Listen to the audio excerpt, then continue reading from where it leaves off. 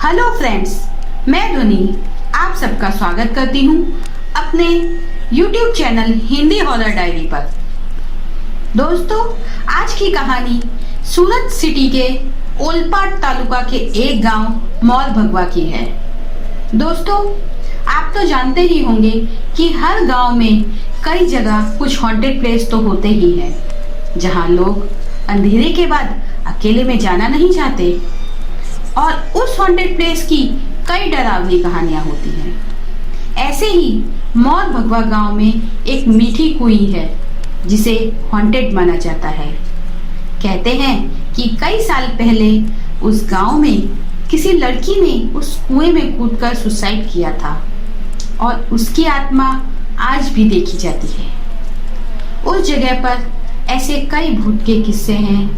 उन्हीं कहानियों में से हम एक डरावनी कहानी इस एपिसोड में आपको सुनाने जा रहे हैं। और हाँ, आपको अच्छी लगे तो हमारी वीडियो को लाइक, कमेंट और सब्सक्राइब कीजिएगा और अपने दोस्तों के साथ शेयर करना ना भूलिए। मेरा नाम अक्स है। ये कहानी 15 साल पुरानी है, जब मैंने कॉलेज खत्म करके नई जॉब स्टार्ट की थी। मेरा गांव भगवा था। मुझे जॉब के लिए रोज सूरत अप डाउन करना पड़ता था।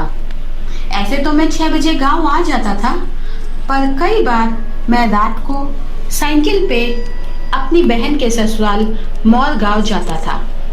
मैंने मीठी कुई के बारे में सुना था, पर सच बोलूं, मुझे ऐसा कोई एक्सपीरियंस नहीं हुआ था और बचपन से ही मैं भूतों पे विश्वास नहीं करता था। मेरे दोस्तों ने कई बार रास्ते में मुझे डराने की कोशिश की, पर मैं नहीं डरा था। एक बार मैं अपनी बहन के वहां रात के खाने पर मौल गांव गया था। मौल गांव से मेरा गांव बस कुछ किलोमीटर की दूरी पे ही है, इसलिए मैं अपने जीजा जी के साथ देर रात तक रुका था और ड्रिंक भी की थी। मैं 11:30 बजे घर की ओर निकला। जीजा जी ने मुझे रुक जाने को कहा, पर अगली सुबह मुझे जॉब पर भी जाना था, इस वजह से मैं नहीं रुका। मैं गांव की ओर निकल गया। मैं अपनी साइकिल आराम से चलाता हुआ जा रहा था, क्योंकि अंधेरा भी बहुत था और ऊपर से रास्ते में कोई भी नहीं था। थोड़ी ही देर में उस कुएं के पास पहुंच गया। मैंने पी रखी थी, इसलिए नशे में उस कुएं के पास वाले एरिया में अपने साइकिल को खड़ा किया और वहां बाथरूम करने लगा। साथ ही मैंने उस भूत का मजाक उड़ाया। मैं साइकिल पे जैसे ही बैठा तो मुझे झाड़ी में से आवाज आई, जैसे कोई गुनगुना रहा हो। मैंने वहां देखने गया तो मुझे एक चुड़ैल जैसी औरत दिखी, जिसके बिखरे लंबे बाल थे और मेरे नजदीक आते ही जोर से चिल्लाने लगी।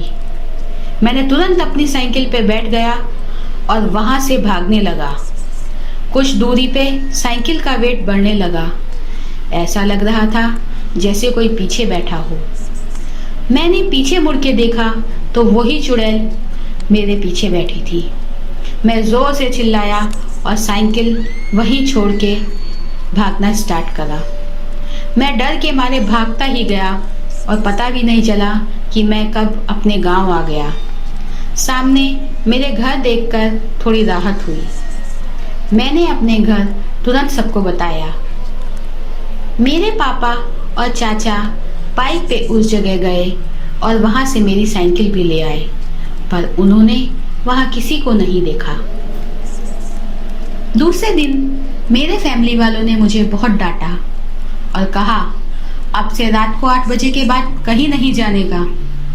मुझे ऐसा लगा कि अब सब ठीक हो गया, पर मैं गलत था। 1 महीने तक सब नॉर्मल था और इस घटना से भी मैं बाहर आ गया था। एक दिन मेरी दीदी ने मुझे कॉल किया। उन्होंने कहा कि जीजा जी कच्चा चिकन लाए हैं, तो टाइम मिले तो यहाँ से लेके जाना। मैं सूरत से गांव ही आ रहा था, तो मैं मौल गांव में ही उतर गया। दीदी के वहाँ भी चिकन लेने चला गया। दीदी ने भी उनके वहाँ चिकन बनाया था, तो उन्होंने कहा थोड़ी देर रुक जाओ और यहाँ ही खा लो और कच्चा चिकन घर के लिए ले जाना। जीजा जी ने कहा तुम मेरी बाइक लेके घर चले जाना। तो मैं वहाँ रुक गया। मैंने खाना खाया और थोड़ी देर वहाँ ही बैठ गया। रात के 9 बज गए थे। मैं जीजा जी की बाइक लेके घर की ओर निकला। बाइक में था इसलिए थोड़ी चिंता भी कम थी, पर जब मैं उस कुएं के पास आया तो वहाँ अचानक मेरी बाइक बंद हो गई। मैंने कई बार चालू करने की कोशिश की पर चालू नहीं हो रही थी। मैंने अपने दोस्त को तुरंत कॉल किया तो उसने कहा 20 मिनट रुको, मैं आता हूँ। मैंने बाइक साइड पे रखी और बाइक के पास खड़ा रहा। अचानक किसी ने पीछे से मेरा हाथ पकड़ा। मैंने मुड़ के देखा तो वही चुड़ैल थी। मैं कुछ करूं उससे पहले ही उसने मुझे झाड़ी में खींच लिया और मैं बेहोश हो गया।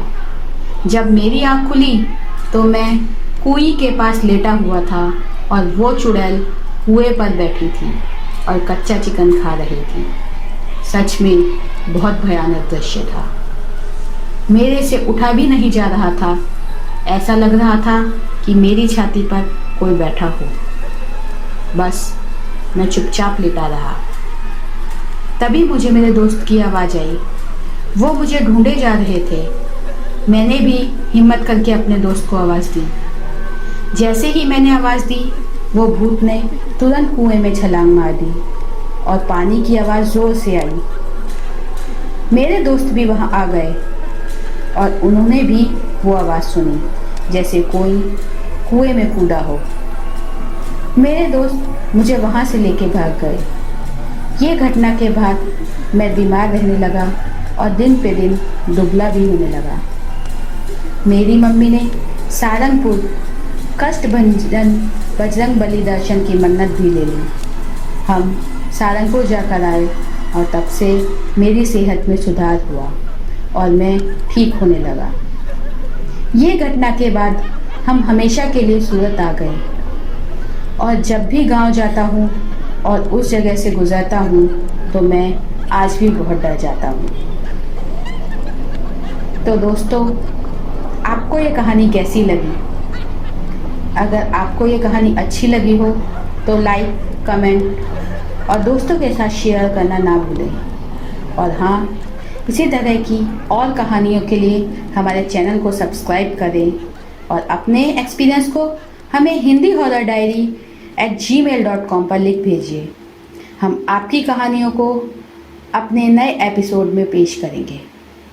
मैं ध्वनि अब आपसे इजाज़त लेती हूँ। अगले हफ्ते फिर हाजिर होंगी एक नई कहानी के साथ।